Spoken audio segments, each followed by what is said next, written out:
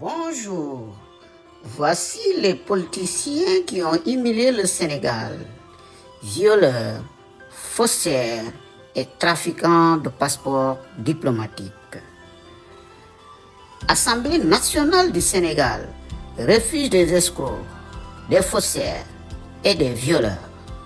L'Assemblée nationale du Sénégal est traînée dans la boue par des députés guidés par leur amour pour l'argent facile et la chair fraîche. Depuis des mois, il ne se passe plus un seul jour sans que la presse n'associe l'hémicycle à des scandales. Le dernier est en rapport avec un trafic de passeports dans lequel des élus de la mouvance présidentielle sont cités. Avant cette affaire, d'autres députés avaient cristallisé les attentions pour des faits de viol et trafic de faux billets.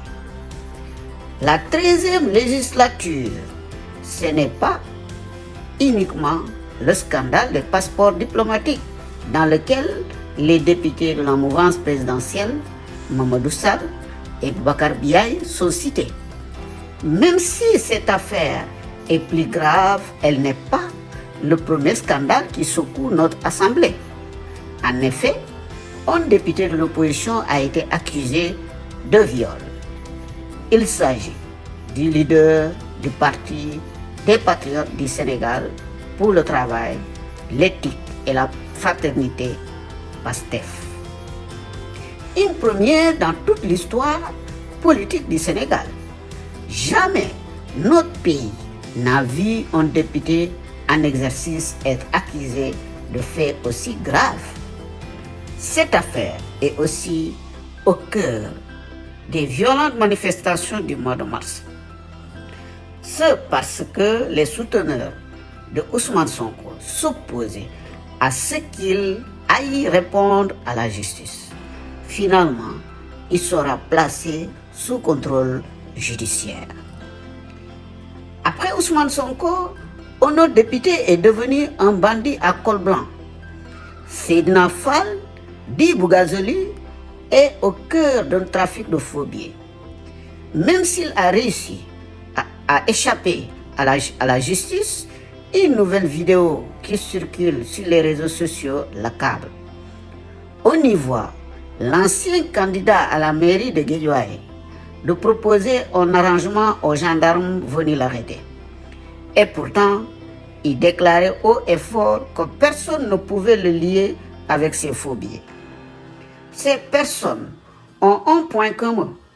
Ils appartiennent tous à l'unique chambre parlementaire du Sénégal. Leur implication dans ces scandales jette le discrédit sur l'Assemblée nationale qui n'a plus sa réputation d'antan. En effet, le Parlement est devenu un véritable champ de bataille.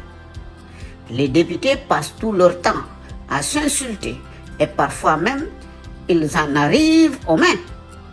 Et comme si cela ne suffisait pas, certains se lancent maintenant dans le faux. Malgré tout, l'Assemblée continue de couvrir ces bandits. Aucune demande de levée de l'immunité parlementaire des deux députés de la mouvance présidentielle n'a été introduite jusqu'à présent.